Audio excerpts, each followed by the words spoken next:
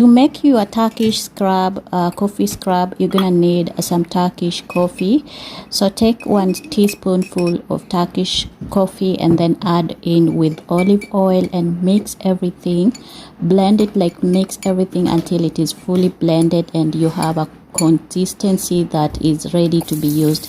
Wash your face and start working on your face. Like, do not start working on dirty face. So you're gonna rinse, clean your face and then start working on it, and then gently take some the scrub that you have made, then put on your face and start scrubbing slowly by slowly on all over your face or whichever part that you want to use.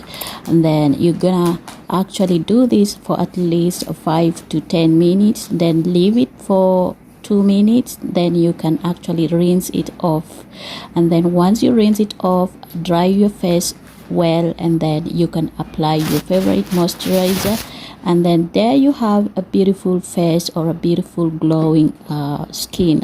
And the importance of Turkish coffee on your skin, it is that it adds a glow on your skin, and also it reduces acne. It has many compounds that are helpful for your skin, like it reduces aging. And